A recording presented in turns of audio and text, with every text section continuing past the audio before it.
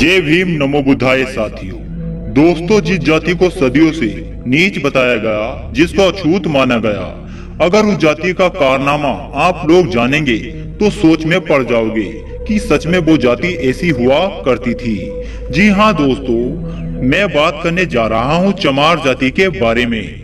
चमार जाति से बुद्धिमान और कड़ी जाति पूरे भारत में कोई नहीं है और ना ही कभी होगी।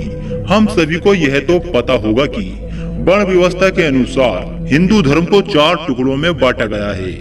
ब्राह्मण, क्षत्रिय, वैश्य, शूद्र और शूद्र समाज को 6743 जातियों में बांटा गया है। इसी हिसाब से देखा जाए तो हिंदू धर्म एक जाति समूह है और इस शूद्र समाज में एक जाति है चमार जाति, जो कि बहादुर कौम है। दोस्तों, पूरे विश्व में सबसे ताकतवर कहा जाता है तो वह है कहा जाता है भगवान को, और सभी आस्था रखते हैं भगवान में। लेकिन चमार जाति के लोग ऐसे हैं कि वो भगवान को नहीं मानते और इस धरती पे कोई भगवान नहीं है। भगवान के होने या न होने से उन्हें कोई फर्क नहीं पड़ता है। किसी भी जाति और कौम में इतना साहस नहीं है कि वो भगवान के ऊपर सवाल उठा सके।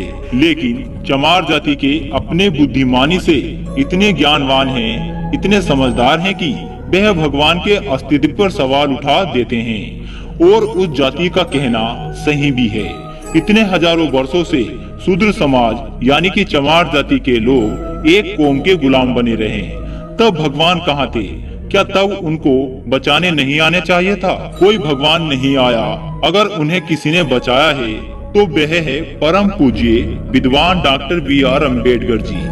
इसी वजह से चमार जाति के लोग बाबा साहब के अनुयायी हैं और बाबा साहब तथागत गौतम बुद्ध के अनुयायी हैं। इसलिए चमार जाति के लोग बाबा साहब के बताए हुए रास्तों पर चलते हैं। लेकिन दोस्तों, दूसरी ओर सभी जाति के लोग ब्राह्मण को ज्यादा मानते हैं। लेकिन चमार जाति के लोग ही ऐसे हैं जो कि ब्राह्मण को एक आम इंसान ही समझते हैं।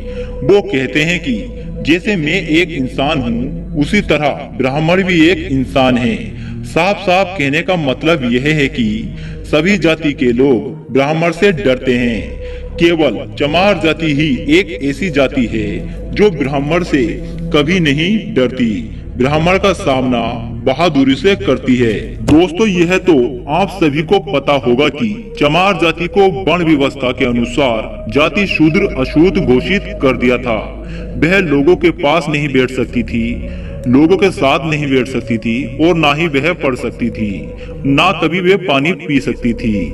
लेकिन उन्होंने बहादुरी से उस व्यवस्था को खत्म करके चमार जाति के लोगों ने सबकी बराबरी कर ली।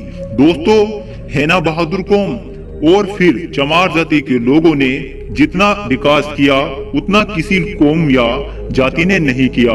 दोस्तों, बाबा साहब अम्बेडकर ने कहा था कि जो अपना इतिहास नहीं जानता वह कभी भी अपना इतिहास नहीं बना सकता। और चमार जाति ने अपना इतिहास को समझा और पढ़ा और जाना। चमार जाति जानती है कि उनके बहुजन समाज के महापुरुष कौन कौन हैं, जिन्होंने इस समाज के लिए, इस देश के लिए कौन कौन से कार्य किए हैं जो मानव हित में था। और जितने भी महापुरुष हैं वो ज्यादातर ओबीसी समाज के हैं। लेकिन ओबीसी समाज के लोगों को अपना इतिहास ही नहीं पता है, अपने महान विद्वानों को वो लोग नहीं जानते हैं। वहीं दूसरी ओर चमार जाति के लोगों ने उनको सर आंखों पर बिठाकर रखा है और उनकी पूजा करते हैं, उनके विचारों को मानते हैं। इसी वजह से चमार जाति बहादुर जाति है।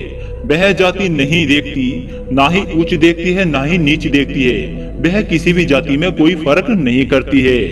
दूसरी जाति के लोग अपने महापुरुषों को नहीं जानते और ना ही उनका इतिहास को पढ़ते। लेकिन चमार जाति के लोगों ने सब महापुरुषों का इतिहास को पढ़ा और समझा। इसीलिए चमार जाति एक बहादुर कौम है।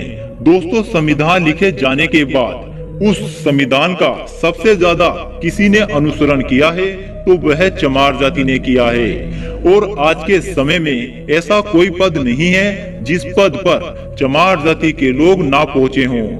बस राजनीति एक कुर्सी है जिसको चमार जाति ने लक्ष्य नहीं बनाया और चमार जाति को सबसे ज्यादा दिक्कत किससे होती है?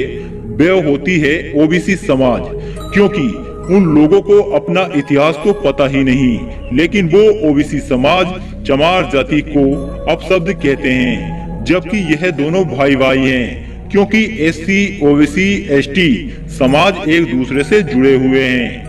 और जिस दिन ओबीसी समाज के लोग अपना इतिहास को जानेंगे, पढ़ेंगे, तो वो लोग समझ जाएंगे कि चमार जाति के लोगों ने हमारे लिए संघर्ष कर रहे हैं, और उस दिन ओबीसी समाज को चमार जाति पर गर्व महसूस होगा।